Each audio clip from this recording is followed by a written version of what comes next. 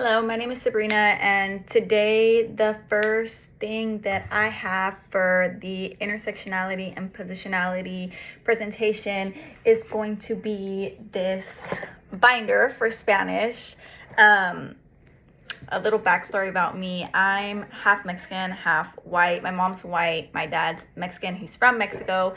Growing up, we were never taught it's me and two siblings. We were never taught Spanish, and when I was younger, the I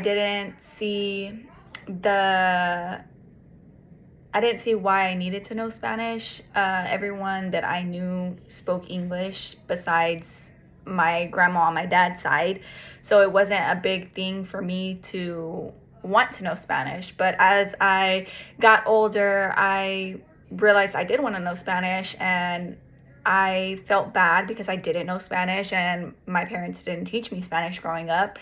And I kind of started wanting to learn on my own. So that's where my binder comes in. I went ahead and printed my own little Spanish book, and I started slowly trying to learn some Spanish. Not that it's gone super well, but now as an adult and going back to school to get my bachelor's in psychology, I actually have to take a language course. So I did choose Spanish for my language course. And as an adult as well, especially in today's times, you see that there are a lot more job opportunities for somebody that is bilingual.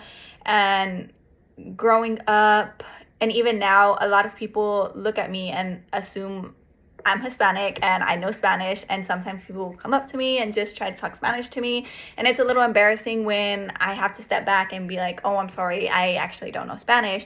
And they are like, well, aren't you Hispanic? And I'm like, I am, but I wasn't taught Spanish. So it is a little bit embarrassing, and I wanted to be an active adult and try to learn Spanish, not only for my culture, but for other aspects. I have 3 kids as well, and I want them to be able to learn Spanish too. And they could learn Spanish without me, but it's probably easier if I were to learn Spanish and teach them as well. So just having those two different identities and, growing up in 2 separate cultures was a little bit difficult for me, not knowing what race or ethnicity to choose or to go with. On one hand, you have my mom, who's white, who doesn't see a lot of the daily struggles. It's easier for her to get help, like mentally or within the government or anything like that. And then on the other side, you see my dad's Mexican side, where they don't get a lot of help, or they don't reach out for help, and they're more reserved into themselves. So that's my first. My second piece is going to be this book, It Ends With Us by Colleen Hoover. When I was younger, I used to like to read, and I have 3 kids now. So I fell off reading probably after my first kid.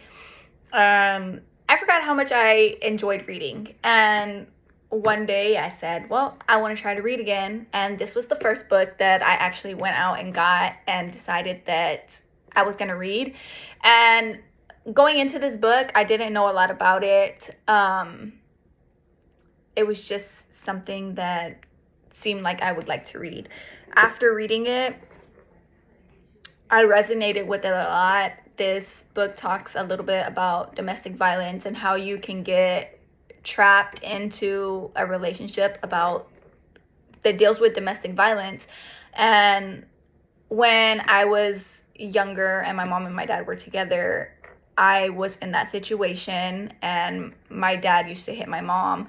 So it kind of brought a more understanding reason as to like why my mom stayed, or how she ended up in the situation that she was in.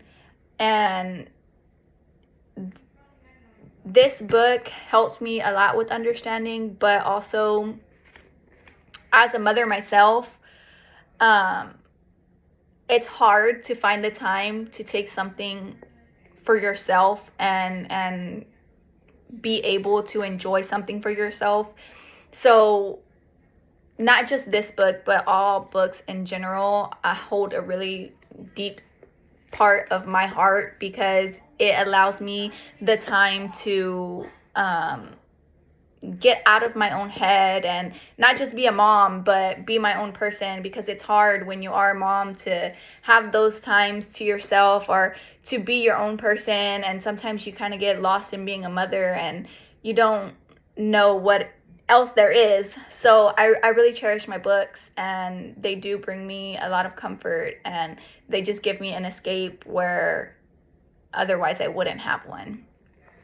So those are my two objects that I feel hold a dear space to me, and I feel they represent the presentation for intersectionality and positionality. Thank you.